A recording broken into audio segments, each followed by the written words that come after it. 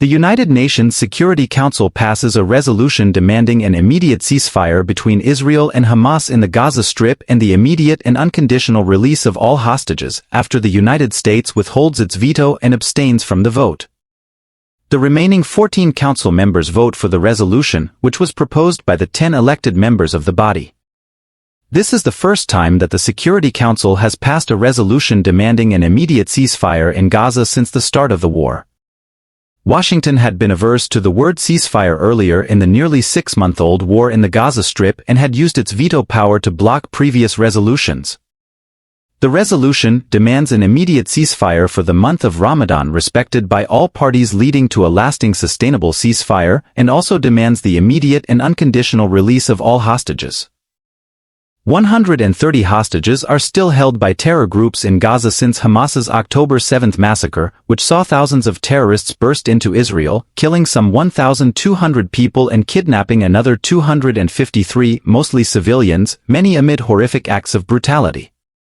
The Security Council resolution also emphasizes the urgent need to expand the flow of humanitarian assistance to and reinforce the protection of civilians in the entire Gaza Strip and reiterates its demand for the lifting of all barriers to the provision of humanitarian assistance at scale.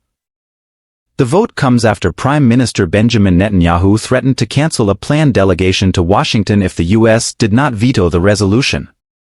The resolution's co-sponsors, Algeria, Ecuador, Guyana, Japan, Malta, Mozambique, South Korea, Sierra Leone, Slovenia and Switzerland, sought to include the phrase permanent sustainable ceasefire into that line, but the U.S. rejected the term and the final text uses the phrase lasting sustainable ceasefire.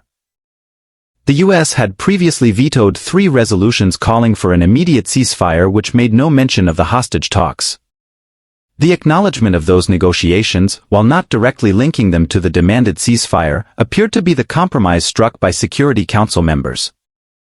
The U.S. had also previously abstained twice, allowing the Council to adopt resolutions that aimed to boost aid to Gaza and called for extended pauses in fighting. Russia and China had also vetoed 2 U.S.-drafted resolutions on the conflict, in October and on Friday.